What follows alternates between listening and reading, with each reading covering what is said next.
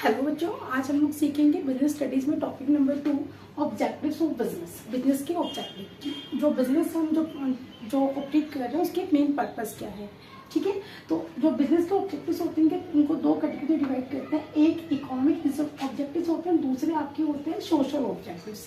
अगर हम बात करें इकोनॉमिक ऑब्जेक्टिव्स का, क्योंकि आपको पता है कि बिजनेस एक इकोनॉमिक एक्टिविटी है, इसका जो मेन पर्पस होता है, जो मेन ऑब्जेक्ट होता है टू अर्न प्रॉफिट। उन्हें प्रॉफिट कमाना, उन्हें पैसा कमाना। देखो वही लिखा है कि इकोनॉमिक ऑब्जेक्टिव जो होते हैं its purpose is to show the economic result, कि वो बिजनेस को economic result, profit share, market share, इनको इंक्रीज करें। ठीक है, तो क्या क्या ऑब्जेक्टिव है इकोनॉमिक में?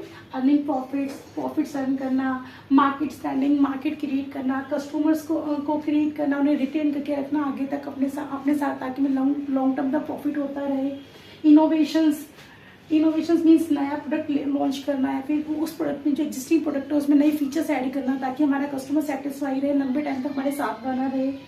ऑप्टिमम यूटिलाइजेशन रिसोर्सेज, जो रिसोर्सेज हमारे पास अवेलेबल है उन रिसोर्सेज को हम प्रॉपर यूज़ कर सके ताकि कॉस्ट एफिशिएंट बने।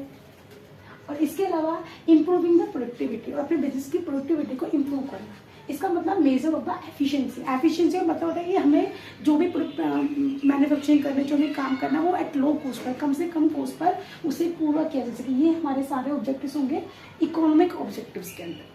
ठीक है, उसके बाद अगर हम बात करें सोशल ऑब्जेक्टिव्स के बारे में, यू नो वेरी वेल कि जो बिजनेसेस होते हैं other part of the society के अंदर रह करके सोसाइटी के रिसोर्सेज को यूज करके ही हम बिजनेस को ऑपरेट करते हैं। तो एक बिजनेस की भी जिम्मेदारी बनती है सोसाइटी के लिए, because of it is a part of the society, so it become the obligatory to do something for society. एक बिजनेस की जिम्मेदारी है कि वो समाज के लिए कुछ करे। क्या क्या कर सकते हैं, क्या क्या करना होता है, उसके ऑब्जेक्टिव क्या है देख सकते हैं। Quality goods and services provide करना है कस्टमर्स को, सोसाइटी को अच्छी क्वालिटी की गुड्स एंड सर्विसेज प्रोवाइड करना एंड और वो भी उचित कीमतों पर। ऐसा नहीं है कि कोई महंगी चीज़ है तो बहुत अनफेयर प्राइसेस, कोई भी प्राइस जो है चार्ज करेंगे। कम से कम कीमतों पर जो अच्छी क्वालिटी की गुड्स है वो प्रोवाइड करना, सर्विसेज प्रोवाइड करना। Avoidance of unfair trade practice, जो गलत जो व्यवहार जो किया जा रहा है बाजार के अंदर उन्हें रोकना, उसे अवॉइड करना। इसके अलावा एम्प्लॉय वेलफेयर के लिए काम करना। आपको पता है कि एम्प्लॉय जो होता है बिजनेस के एक बहुत ही इंपॉर्टेंट रिसोर्स माने जाते हैं, तो उनके वेलफेयर के लिए काम करना, उनके डेवलपमेंट के लिए काम करना, उनके वेलफेयर के लिए डिफरेंट प्रोग्राम्स ऑर्गेनाइज करना, ये भी इंपॉर्टेंट हो जाता है।